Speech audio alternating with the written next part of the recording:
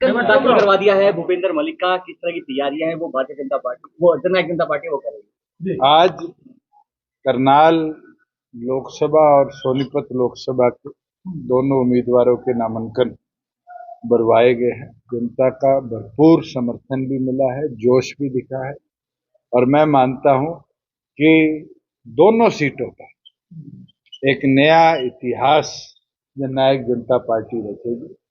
और जिस प्रकार से आज दोनों पार्टियों ने यहाँ पर जो समीकरण बनाने का प्रयास किया, जनता उसको बहुत अच्छी तरह समझ चुकी है और सभी इसी सोच के साथ आगे बढ़ रहे हैं कि भूपेंद्र मलिक को सोनीपत लोकसभा क्षेत्र से अपना सांसद चुना और आने वाले दिनों के अंदर प्रत्येक विधानसभा लेवल पर भी अच्छे रोड शो, जलसे और जनता के समर्थन मुहिम को और गति से आगे बढ़ाने का जननायक जनता पार्टी। बीजेपी कह रही है कि 400 पार अब की बार 10 दिन हो गए, मेरे को तो भारतीय जनता पार्टी के किसी नेता के मुंह से 400 पार नहीं सुना। ये तो घबराहट है उनके मन के अंदर कि अब 400 पार का नारा छोड़कर मंगलसूत्र की बात करी जाती है, देश तोड़ने की बात करी जाती है। ये विचलित हो रहे हैं और विचलित होना साफ दिखाता है कि कमजोर हुए हैं। दक्षिण से जो हवा चली है, हरियाणा आते आते तो शायद छठे चरण में ये 400 पार की बात 200 पे लाकर छोड़ने का काम नहीं है। सर आपने दीपेंद्र हुड्डा की हार की गारंटी भविष्यवाणी करी है। मैं तो आज कायम हूं और जिस तरीके से हमारा उम्मीदवार, हमारा युवा प्रधान रविंद्र सांगवान काम कर रहा है, आज जनता का समर्थन भी मिल रहा है, छत्तीस बिरादरी उसके साथ जुड़ भी रही है और मजबूती के साथ परिणाम जननायक जनता पार्टी आगामी लोकसभा में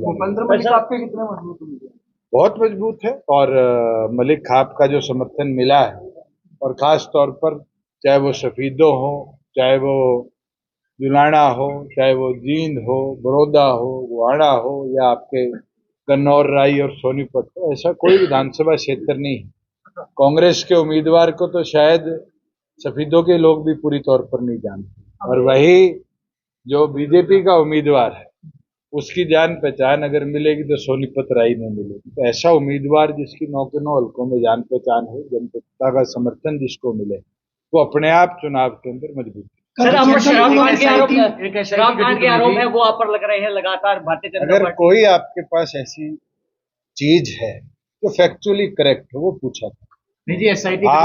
आरोप प्रतिया आप SIT की रिपोर्ट तो पढ़ लो, 450 पेज की, हर रोज एक ही सवाल पूछना और एक ही जवाब मैं 4.5 साल से देता आ रहा हूं, तो नई चीज नहीं है और मैं तो बारी बारी बोलता आया हूं, जिसने जो इंक्वायरी करानी है करा ले। पूर्व मुख्यमंत्री ने कल कहा कौरव और पांडवों की लड़ाई है, अब की बार लोकसभा चुनाव में किस तरह देखते हैं? चलो मैं तो ये बोल सकता हूँ, पांडव 5 थे, हम भी 5 है और मजबूती से इस चुनावी मैदान को लड़ेंगे। अब कौरव कौन सा था, बीजेपी वाला था या कांग्रेस वाला था, वो आप जाके पूर्व मुख्यमंत्री से कांग्रेस को बताया। पूर्व मुख्यमंत्री कह रहे कि 10 की 10 लोकसभा सीटें फिर जीत रहे हैं। कह रहे, कहने से कौन सी जीती जाती है, जिताएगी तो जनता है और जनता मत के अधिकार के साथ जिताने का काम करेगी। और आने वाले दिनों में जो 10 की बात कर रहे थे वो तो 75 की भी बात किया करते थे, 40 पे आगे थे पिछले। सोनीपत में ब्रह्मचारी अपनी बार चुनाव लड़ रहे हैं, किस तरह देखते हो? भारी कैंडिडेट है, हरियाणा का तो वोटर भी नहीं है और ना जनता जानती। मुझे नहीं लगता कि अपनी जमानत भी सोनीपत लोकसभा में बचा। तो आपने एक बड़ा आरोप लगाया है भूपेंद्र हुड्डा पर कि वो पुत्र मोह में अंधे हो चुके हैं। कोई पहली बार हुए जिस तरीके से करनाल लोकसभा के अंदर आज के दिन बिना कांग्रेस के डिक्लेयर करे विधानसभा का कैंडिडेट कर दिया, सबसे बोधा लोकसभा का कैंडिडेट उतार दिया। ये साफ दिखता है कि करनाल की दोनों सीटें बीजेपी को मदद करने के लिए और रोहतक अपने छोरे को जिताने के लिए उसने कांग्रेस का सत्यानाश कर दिया। कुलदीप शर्मा का बेटा तैयारी कर रहा था, कड़े गया।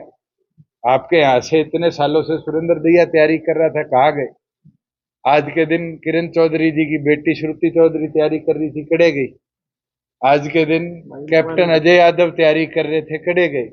तो पुत्रमोही है, जहां औरों का पत्ता काट दिया अपने छोरे को जिताने के लिए। सर किसान आपका विरोध है वो कर रहे हैं इस पर आप क्या कहेंगे? आपने कहा कि इन्हें मेरा लोगों तो को मिला 3 दिन पहले बडेसरा में 4 छोरों ने विरोध किया और उसमें एक इनेलो का पदाधिकारी था। वीडियो नहीं देखी तो मैं भेज दूंगा।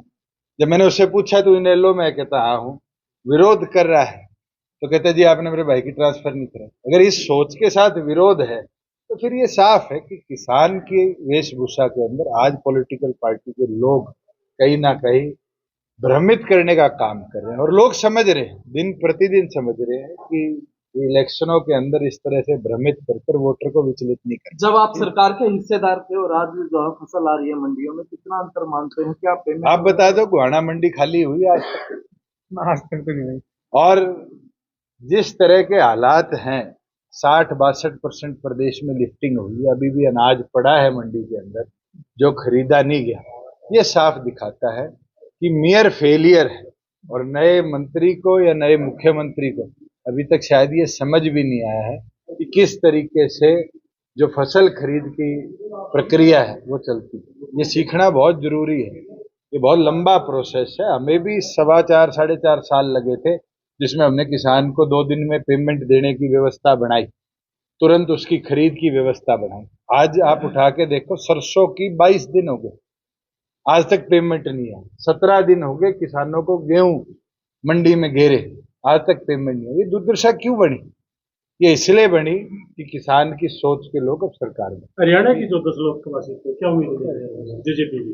मैं ये मानता हूं जहां जहां त्रिकोणीय मुकाबला होगा, जनता वहां जननायक जनता पार्टी को जीते। सर बीजेपी ये आरोप लगा रही है कि जननायक जनता पार्टी ने जो उम्मीदवार उतारे हैं वो कांग्रेस की वोट बैंक को तोड़ने के लिए वो उतारे हैं, इस पर बीजेपी आरोप लगा रही है। मैं तो एक चीज बोल सकता हूं, चाहे हमारे पालाराम सैनी हो, डॉक्टर किरण पूनिया हो, रमेश खटक हो, श्रीमती नैना चौटाला जी हो, रविंदर सांगवान हो, भूपेंद्र मलिक हो, देवेंद्र काद्यान हो, राहुल फाजिलपुरिया हो, राव बहादुर सिंह हो या नलिन हुड्डा हो, आज 5 युवा, 2 महिला, 3 बैकवर्ड, SCA और SCB, BCA और BCB, इससे अच्छा समीकरण हरियाणा में किसी पॉलिटिकल पार्टी ने नहीं। और आज 6,50,000 का जो वोट शेयर पिछली लोकसभा में आया था, उससे 3 गुना ज्यादा वोट शेयर के साथ जननायक जनता पार्टी लोकसभा चुनाव में काट दी अपने छोरे को जिताने के लिए। सर किसान आपका विरोध है वो कर रहे हैं इस पर आप क्या कहेंगे? आपने कहा कि इन्हें मेरा लोगों तो को मिला 3 दिन पहले बडेसरा में 4 छोरों ने विरोध किया और उसमें एक इनेलो का पदाधिकारी था। वीडियो नहीं देखी तो मैं भेज दूंगा। जब मैंने उससे पूछा तो इनेलो में कहता हाँ हूँ, विरोध कर रहा है तो कहता जी आपने मेरे भाई की ट्रांसफर नहीं करा। अगर इस सोच के साथ विरोध है तो फिर ये साफ है कि किसान की वेशभूषा के अंदर आज पॉलिटिकल पार्टी के लोग कहीं ना कहीं भ्रमित करने का काम कर रहे हैं और लोग समझ रहे हैं, दिन प्रतिदिन समझ रहे हैं कि इलेक्शनों के अंदर इस तरह से भ्रमित कर वोटर को विचलित नहीं कर। जब आप सरकार के हिस्सेदार थे और आज जो है फसल आ रही है मंडियों में, कितना अंतर मानते हैं? क्या पेमेंट आप बता दो गुहाना मंडी खाली हुई आज तक तो नहीं हुई। और जिस तरह के हालात हैं 60-62% प्रदेश में लिफ्टिंग हुई, अभी भी अनाज पड़ा है मंडी के अंदर जो खरीदा नहीं गया। ये साफ दिखाता है कि मेयर फेलियर है और नए मंत्री को या नए मुख्यमंत्री को अभी तक शायद ये समझ भी नहीं आया है कि किस तरीके से जो फसल खरीद की प्रक्रिया है वो चलती है। ये सीखना बहुत जरूरी है। ये बहुत लंबा प्रोसेस है। हमें भी 4.25-4.5 साल लगे थे, जिसमें हमने किसान को 2 दिन में पेमेंट देने की व्यवस्था बनाई, तुरंत उसकी खरीद की व्यवस्था बनाई। आज आप उठा के देखो, सरसों की 22 दिन हो गए, आज तक पेमेंट नहीं है। 17 दिन हो गए किसानों को गेहूं मंडी में घेरे, आज तक पेमेंट नहीं है। ये दुर्दशा क्यों बनी? ये इसलिए बनी कि किसान की सोच के लोग अब सरकार में। हरियाणा की जो 10 लोकसभा सीटें क्या उम्मीद है जेजेपी की? मैं ये मानता हूं जहां जहां त्रिकोणीय मुकाबला होगा, जनता वहां जननायक जनता पार्टी को जीते। सर बीजेपी ये आरोप लगा रही है कि जननायक जनता पार्टी ने जो उम्मीदवार उतारे हैं वो कांग्रेस की वोट बैंक को तोड़ने के लिए वो उतारे हैं, इस पर बीजेपी आरोप लगा रही है। मैं तो एक चीज बोल सकता हूं, चाहे हमारे पालाराम सैनी हो, डॉक्टर किरण पूनिया हो, रमेश खटक हो, श्रीमती नैना चौटाला जी हो, रविंदर सांगवान हो, भूपेंद्र मलिक हो, देवेंद्र काद्यान हो, राहुल फाजिलपुरिया हो, राव बहादुर सिंह हो या नलिन हुड्डा हो, आज 5 युवा, 2 महिला, 3 बैकवर्ड, SCA और SCB, BCA और BCB, इससे अच्छा समीकरण हरियाणा में किसी पॉलिटिकल पार्टी में नहीं। और आज 6,50,000 का जो वोट शेयर पिछली लोकसभा में आया था, उससे 3 गुना ज्यादा वोट शेयर के साथ जननायक जनता पार्टी लोकसभा चुनाव में। Thank you.